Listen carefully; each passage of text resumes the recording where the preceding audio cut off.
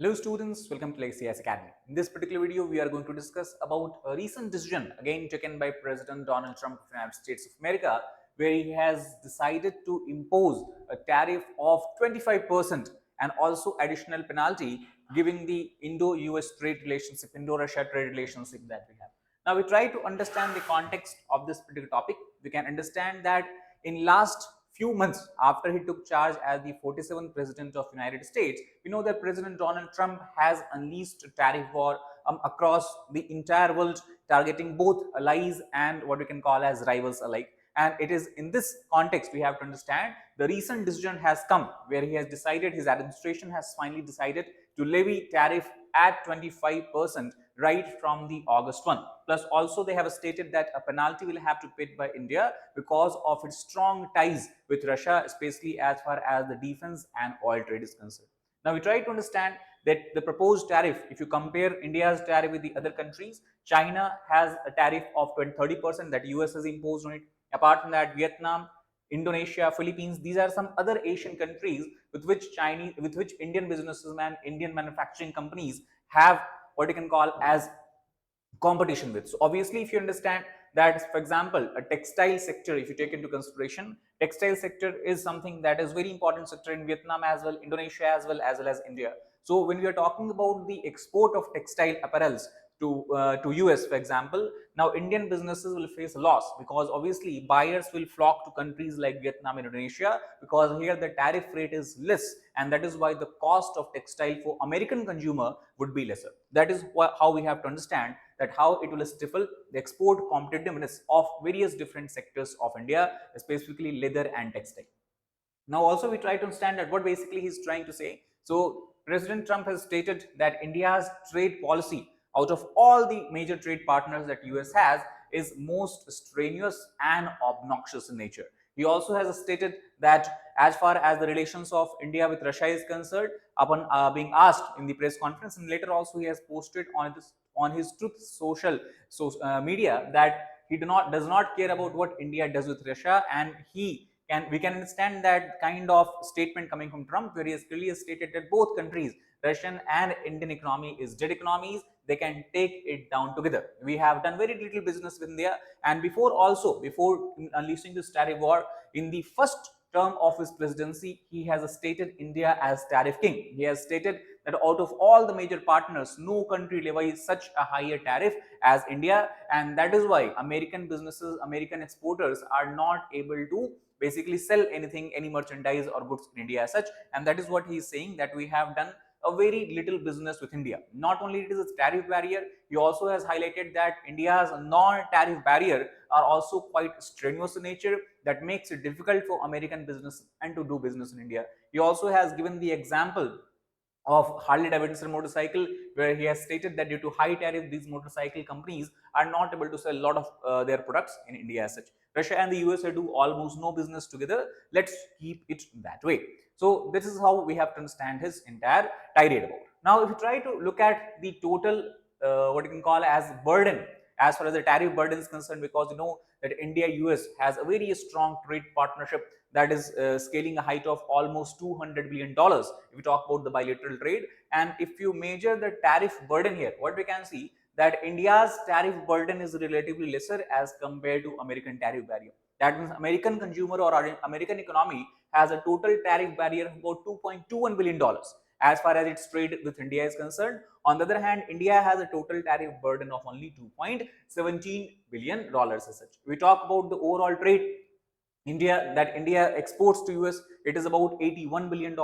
And talk about the total trade that or total goods and merchandise that is exported from US to India, that stands at about $35 billion as such. We talk about the total export or major export sector from India to US. These are made up of agriculture sector, meat, processed food, then we have automobiles, then we have jewelry such as diamond, golds and all, chemicals, pharmaceuticals. So these are some of the major sectors where both countries enjoy a robust tie. Now, before moving further to understand that what is going to be the implications and why Donald Trump has decided to put a heavy tax or heavy tariff on Indian economy, I would want to bring your attention to the fact that IAS Academy, we are going to soon launch new batches. The batches are going to commence on 9th and 11th of August, which is going to be the weekday, both weekday and weekend batches. Now, as far as these batches are concerned, we ensure that we cover comprehensively all the GS papers during the class programs. We also have one-to-one mentorship and doubt solving sessions. We have regular interactions with educators, and to ensure that within the classroom itself, the interaction can be at maximum extent, we ensure that we have maximum 40 students per batch. We also have a program that encourages students to write daily mains answer writing and to have a practice so that they can tackle with confidence any kind of question that may be asked in the mains examination. That is the second stage of UPSC. We also have test series for students to evaluate and get proper feedback so they can then further streamline their preparations as per the feedback. And we also have 360-degree coverage of the current affairs, because UPSC in both prelims and mains has been focusing upon static plus current affairs as well. If you want to know more detail about this program, you can click the link in the description box of the video. You can also download our new app, which will go a long way in ensuring that you prepare for the UPSC examination with a kind of upper hand. Now, if you look at the Indo-US friendship overall, how this new tariff is going to change the overall rate of tariff. So, if I try to understand the earlier stage, if India received or India has received most favored nation status, at that time textile sector was tariffed at about 6 to 9%. Currently, after this, we have to look at the pre-tariff scenario of Donald Trump. Then that time it was being taxed at 16 to 19%. Now, after or from August 1, that is from today itself, the textile sector will have to bear a brunt of somewhere between 31 to 34% of tariff as such. Telecom, there it was only 10% as of now. It would increase again to 25%. James Jewelry, we can say 15 to 23.5% of tariff rate the sector has to basically bear if it wanted to export to US economy. Now it will increase to almost, you can say, double, that is between 30 to 38.5%. Oil and gas also will see increase in or doubling in the amount of tariff from 15 to 30%. And as far as the food and agriculture is concerned, that is also we will see almost a 2 times increase in the overall tariff. So these 5 sectors, that is textile, telecoms, James jewelries, oil and gas, food and agriculture, from India or India's export point of view, are going to be worst affected if the from today, because the tariff has already been imposed as such. Now, as far as the Trump's statement on the tariff is concerned, because some press reporters wanted to know that how or why India is being imposed with such a high tariff if India is a friend or strong partner of United States of America. Then he has stated, remember, while India is our friend, we have over the years done relatively little business, very low business, very less business, because of the high tariff barrier that India presents to the American exporter as such. They have the most strenuous and obnoxious non-monetary trade barriers of any country, and that is how he has tried to defend the heavy tariff that he has imposed on India as such. Also, he has clearly outlined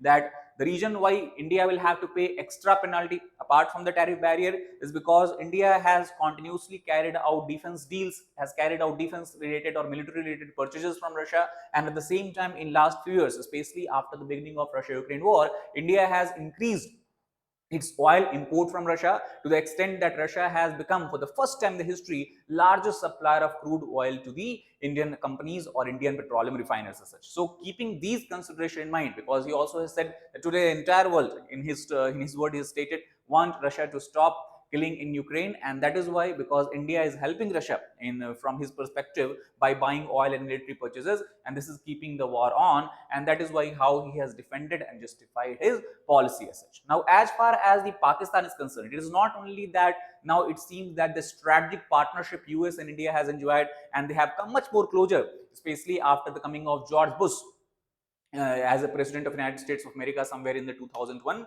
then we might see a downward trajectory as far as the US-India tie is concerned. And especially this we have to understand from the perspective of the closeness that we are witnessing between US and Pakistan. So apart from imposing tariff 25% plus penalty on India, Trump at the same time has announced sealing one of the largest trade deal with Pakistan as such. He has stated that Washington will work with Islamabad to develop the South Asia nations' massive oil reserve. That is what we know that Trump always exaggerates whatever he does. So he has probably exaggerated by saying that Pakistan has massive and South Asia's highest or massive oil reserve. We know that in Pakistan, especially along the continental shelf of Pakistan, there was a report of crude oil reserves, but till now they were not able to extract this oil due to lack of technology or lack of capital investment. So it seems that American companies, due to the guidance of Donald Trump, might now start to invest in Pakistan, and they might try to extract and use the oil reserves as such. Now the question comes that how to make sense of Trump's tirade, how suddenly Trump seems to be turning against India, because if you look again at the first presidency or the first term of Trump's presidency, it is during that time he was invited to Ahmedabad. You have such a large welcome for him by under the program called as Namaste Trump, and similarly it was reciprocated by him by inviting Narendra Modi to the United States of America, where you have the Howdy Modi event. So since then, in the second term specifically, after he has taken charge as the 47th president of the US, it seems that he is not the same person that he was before. So overall, if you try to understand, many experts argue that this decisions of Trump can be considered as one of his way or negotiating style that he uses, where he try to browbeat and bully the adversary, the countries with which he want some kind of better trade deals or fair deals as such. And this is something that we can understand from looking at the example of China, with which with the country with which he has unleashed trade war in his earlier years, early days.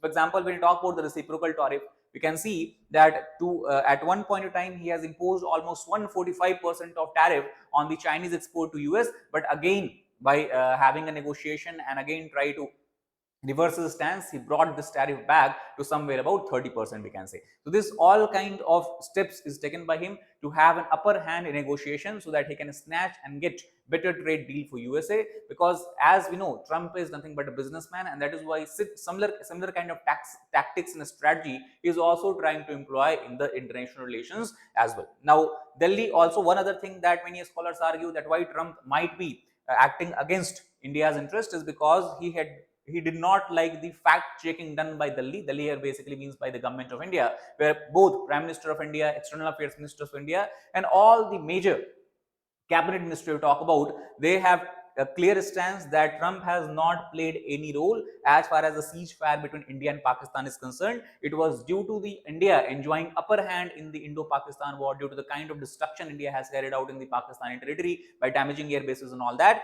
It was due to this factor Pakistan has to beg for the ceasefire. But during the ceasefire itself, during the war itself, we have seen it was a Trump who has posted about ceasefire first, and he has taken a credit. So this is also something that has not gone well with him, and he might be acting like this. Now we look at the overall this what I can say evolution of relationship between India and US. We know that India and US did not see eye to eye as long as the Cold War was prevailing, because though India had always clarified its stance as a non-aligned nation in the early days as well, it was clearly seen as a part of Soviet Union-led bloc. And that time, Pakistan was in strong clutches of United States of America. Pakistan was a major ally of US and was part of the CENTO organization as such. Now, these things began to change during the Clinton presidency itself, because in the early years of Clinton presidency, we have seen India was sanctioned heavily after it carried out nuclear weapons test in Pokhran. But then in the later years of Clinton presidency, things began to turn in a better manner for India,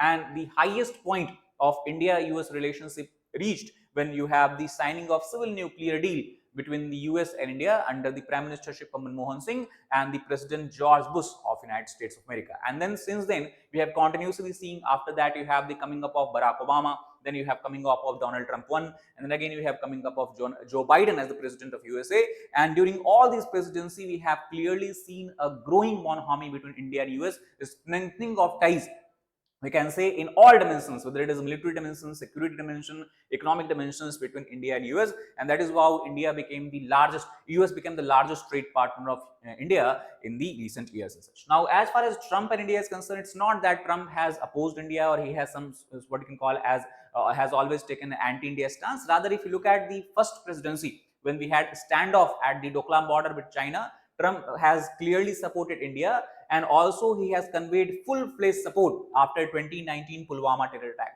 Not only that, even you talk about the recent attack that was carried out by terrorists coming from Pakistan in Pahalgam, he was the first leader to call Prime Minister Modi in Jeddah to offer his condolences. Also, US listed the Resistance Front, the organization, the terrorist group that is responsible for carrying out Pahalgam massacre, as a terrorist outfit or foreign terrorist outfit. So all this clearly indicates that it's not that India and US are no longer friends, but rather it seems that it is more of a transactional friendship now, because that is how Trump want to carry out the business as far as the diplomatic relations and foreign relations are concerned. And this we can understand from the simple fact that Canada, which is the strongest ally and partner of US, Canada also has not been spared Trump recently has slapped Canada also with a heavy tariff of roughly 30% as such.